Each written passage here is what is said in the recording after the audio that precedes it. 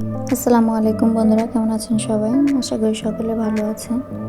বোয়াল মাছের নতুন একটা রেসিপি নিয়ে আবার আপনাদের মাঝে চলে আসলাম। তো কথা না বাড়িয়ে চলুন শুরু করা যাক। তো আমি এখানে বোয়াল মাছ নিয়ে নিচ্ছি 3টার মতন। মাছটাকে ধুয়ে পরিষ্কার করে নিয়েছি। এবার এখানে দিয়ে দেবো মরিচের গুঁড়া, লবণ আর দিয়ে দেবো হলুদের গুঁড়া। দিয়ে মাছটাকে ভালো করে মেখে নেব।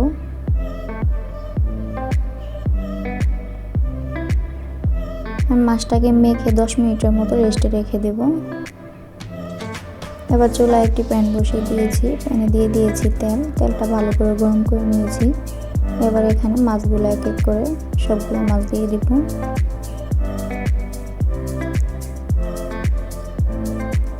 মাছগুলো দিয়ে আমি এইভাবে উল্টিয়ে পাল্টিয়ে 5 মিনিটের মতো মাছটাকে ভেজে নেব।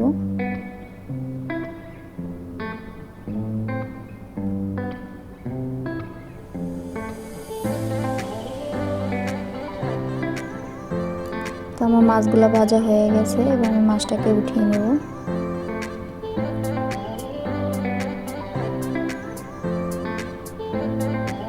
এবার আমি এখানে দিয়ে দিব আরও সামান্য পরিমাণ তেল, দিয়ে দেবো পেঁয়াজ কুচি। পেঁয়াজ কুচিটাকে আমি ভালো করে ভেজে নেব। পেঁয়াজ কুচিটা আমার ভাজা হয়ে গেছে। এবার আমি এখানে দিয়ে দিব 2 চামচের মতন রসুন বাটা। রসুন বাটাটা আমি এইভাবে ভেজে নেব যাতে করে কাঁচা গন্ধটা না থাকে। তো এইভাবে কিছুক্ষণ ভেজে নেওয়ার পর আমি এখানে দিয়ে দিব হালকা পরিমাণে পানি।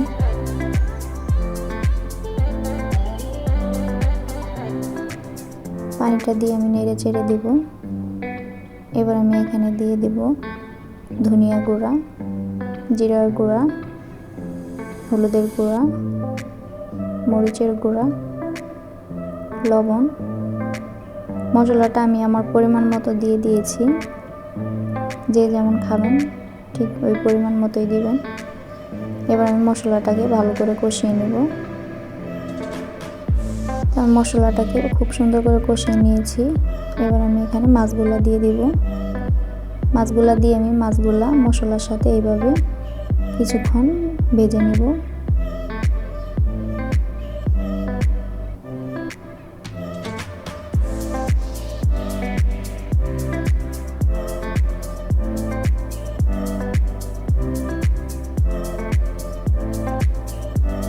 এইভাবে কিছুক্ষণ রান্না করার পর আমি এখানে দিয়ে দেব পানি।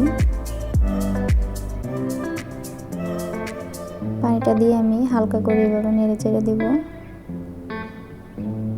এবার আমি দিয়ে দেব 1টার মতন টমেটো। আমি একটা টমেটো এইভাবে কেটে নিয়েছি। এবার এখানে দিয়ে দিব কয়েকটা কাঁচামরিচ। এবার ঢাকনা দিয়ে ঢেকে কিছুক্ষণ রান্না করব। ফিরে আসলাম কিছুক্ষণ পর। এবার আমি মাছগুলোকে উল্টিয়ে দেব। খুবই আলতো করে উল্টিয়ে দিতে হবে যাতে করে মাছটা ভেঙে না যায়।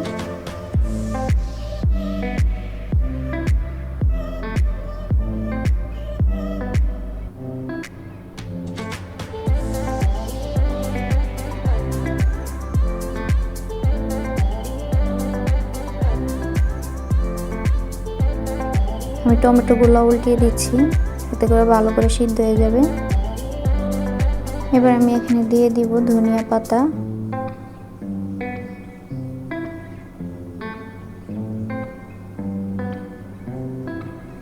এবার ঢাকনা দিয়ে ঢেকে আমি রান্না করব আরও 5 মিনিটের মতন। তো বন্ধুরা, ভিডিওটা আশা করি সকলের কাছে ভালো লাগবে। ভিডিওটা ভালো লাগলে প্লিজ লাইক, শেয়ার এবং সাবস্ক্রাইব করে পাশেই থাকবেন। আমার রেসিপিটা রেডি হয়ে গেছে। পর্যায়ে ভালো থাকবেন। আল্লাহ হাফেজ।